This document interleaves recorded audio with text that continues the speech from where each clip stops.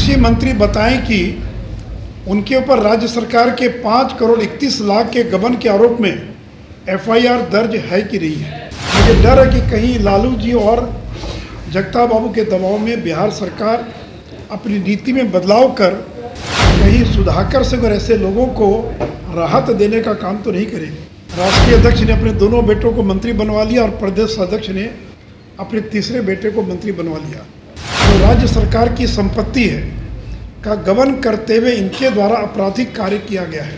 बिहार सरकार के वर्तमान कृषि मंत्री और राजद के विधायक श्री सुधाकर सिंह, जो राष्ट्रीय जनता दल के जो प्रदेश अध्यक्ष हैं जगताप बाबू, उनके सुपुत्र हैं और रामगढ़ से विधायक हैं।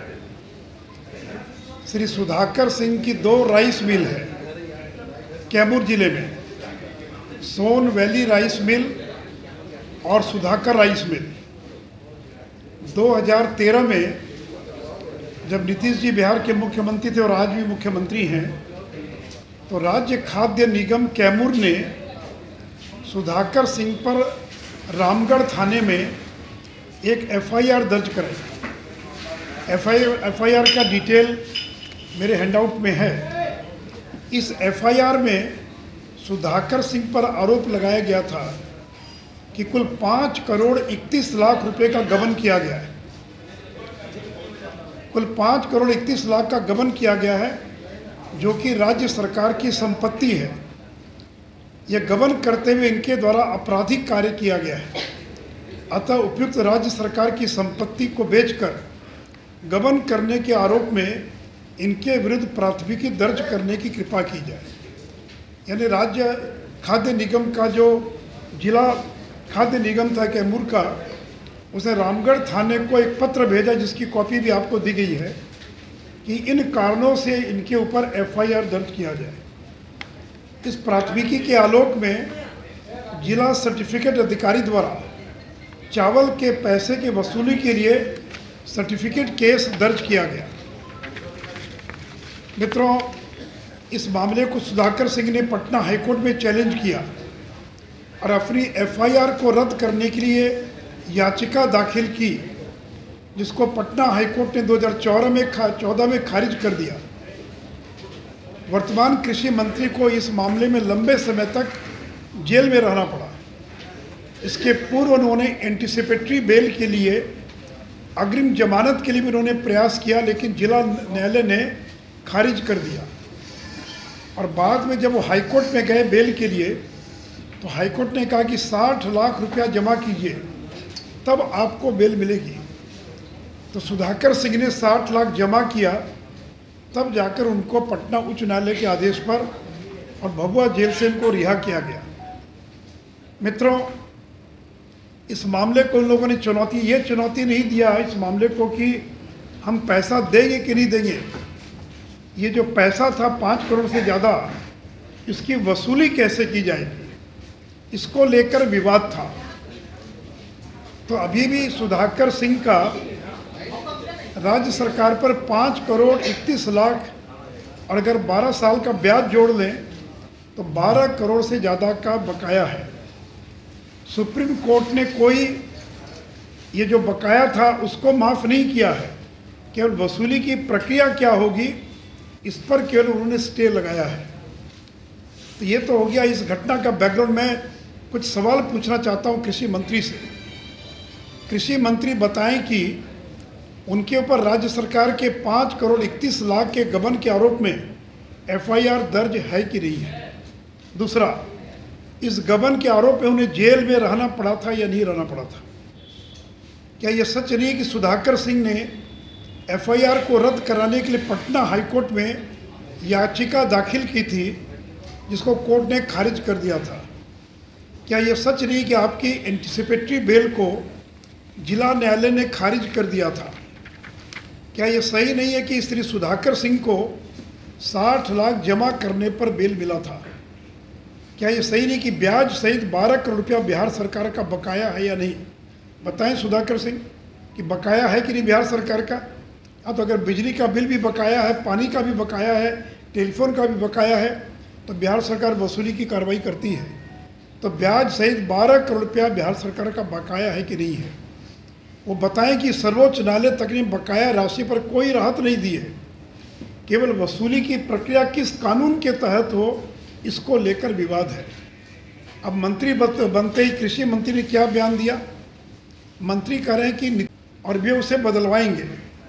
यानी 2012 से लेकर आज तक जो नीति थी बिहार सरकार की, और बिहार सरकार सुप्रीम कोर्ट तक लड़ती रही इस मामले को लेकर, तो माननीय मंत्री नीतीश कुमार को चुनौती देना कह रहे हैं कि नीतीश कुमार की नीति गलत थी चावल मिलों के संबंध में और वे उसे बदलवाएंगे।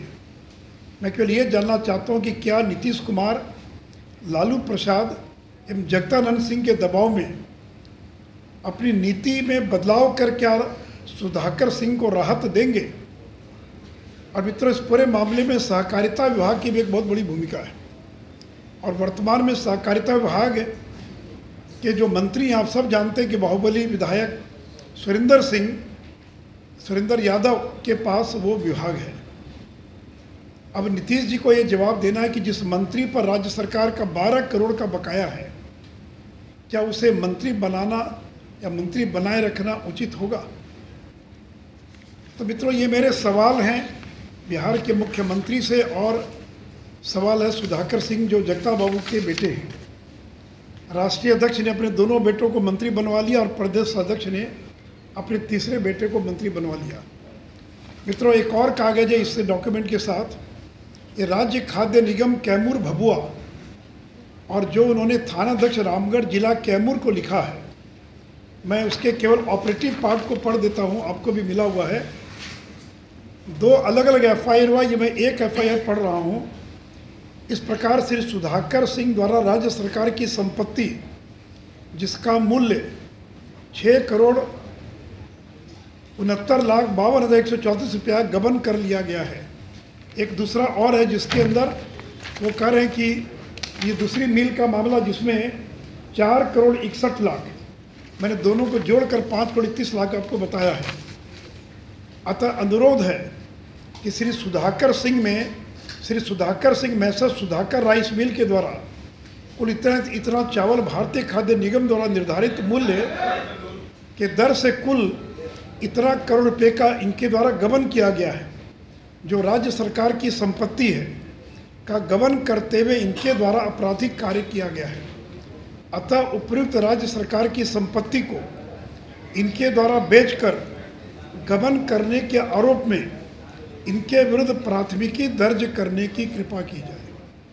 दूसरे मित्रों, एक राज्य सरकार में एक ऐसा व्यक्ति मंत्री बना हुआ है जिस पर ब्याज सहित बिहार सरकार का 12 करोड़ का बकाया है, जिसने स्टेट फूड कॉरपोरेशन ने उनको धान दिया, उसको कूट कर चावल जमा करना था, उन्होंने चावल जमा नहीं किया, और जब चावल जमा नहीं किया तो उन पर 2 FIR दर्ज हुआ और 5,31,00,000 रुपये से ज़्यादा का राज्य खाद्य निगम का उनके पर बकाया है। उनको इस आरोप में जेल जाना पड़ा। FIR की क्वेश्चनिंग हुई तो FIR भी क्वेश्चन नहीं हुआ, एंटीसिपेटरी बेल नहीं मिला, 60 लाख रुपए का चेक जमा करना पड़ा, तब जाकर उनको बेल मिला, और अभी भी उन पर यह राशि बकाया है। सुप्रीम कोर्ट ने कोई ये नहीं कहा कि आपको राशि नहीं देना है। यानी कानून में वसूली की कई प्रक्रिया है, एक PDR एक्ट है, तो ये कोर्ट में गया कि PDR एक्ट के तहत वसूली नहीं की जा सकती। तो वसूली का तरीका क्या हो, केवल इसको लेकर विवाद है। ये कोई विवाद नहीं कि बकाया है कि नहीं है, इनको नहीं देना है, या कोर्ट ने ये नहीं कहा कि इनको पैसा नहीं जमा करना है। तो इनको 5,31,00,000 रुपया जमा करना, और अगर 10 साल का ब्याज जोड़ ले तो ये राशि बढ़कर लगभग 12 करोड़ रुपये से ज़्यादा की होती है। और चूँकि जगता बाबू के बेटे हैं और राष्ट्रीय जनता दल में एक सुप्रीमो हैं लालू जी, दूसरे सुप्रीमो हैं जगता बाबू, दोनों के बेटे मंत्री हैं, तो मुझे डर है इस बात का, और जिसका जिक्र भी किया अपने प्रेस वार्ता में सुधाकर जी ने, कि सरकार की प्रोक्योरमेंट की नीति गलत है, मैं उसको ठीक करवाऊंगा। तो मुझे डर है कि कहीं लालू जी और जगता बाबू के दबाव में बिहार सरकार अपनी नीति में बदलाव कर कहीं सुधाकर सिंह और ऐसे लोगों को राहत देने का काम तो नहीं करेगी।